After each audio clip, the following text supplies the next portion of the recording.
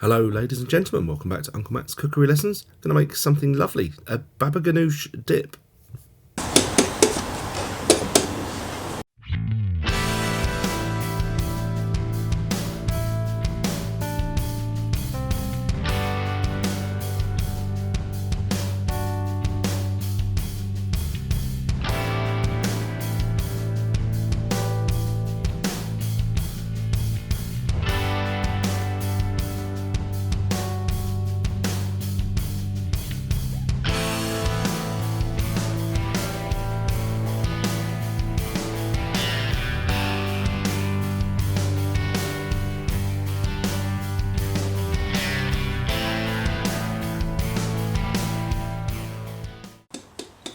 So first wash your aubergines, give them a good stabbing all over and remove any labels.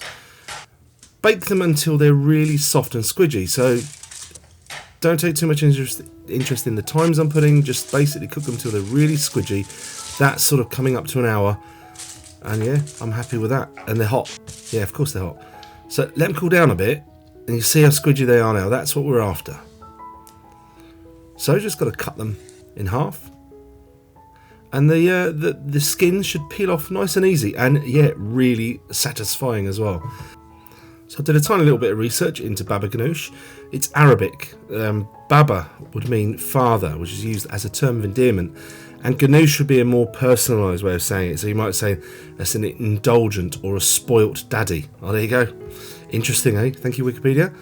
So what you can see me doing is peeling them. The very bottom bits don't seem soft enough for me, so I'm sort of tearing them off there, and then I'm getting my hands in, make sure they're clean, and give that a really good squish with your hands.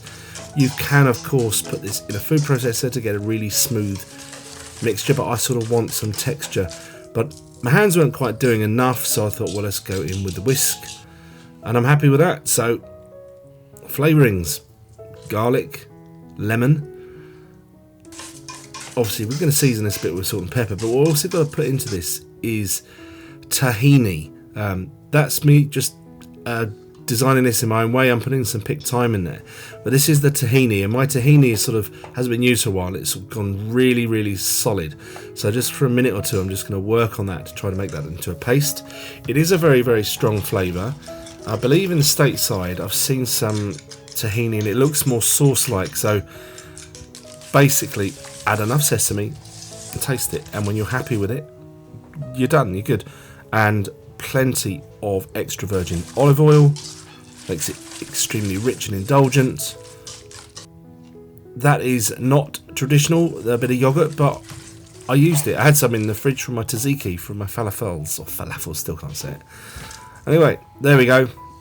Season to your liking, and your Babaganoush basically is done.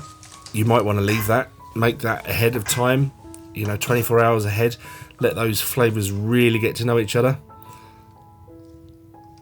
And some crispy pita bread, I think this really does go perfectly with that. I'm sort of trying to create some little peaks and troughs there, because I think it'd be quite nice to let an extra amount of olive oil sit on there, pretty it up with some chopped parsley, and I'm going to put a little bit of extra paprika on the top just to make it look nice, really. If you do this over charcoal, it will be smoky, as I've done mine in the oven, so a little smoked paprika sort of recreates that. And is it nice? Yeah, it's really nice. Perfect balance of tahini, nice bit of crunchy pita.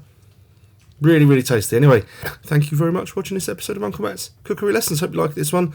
Please like and subscribe, and I'll catch you in the next one coming really soon. Bye.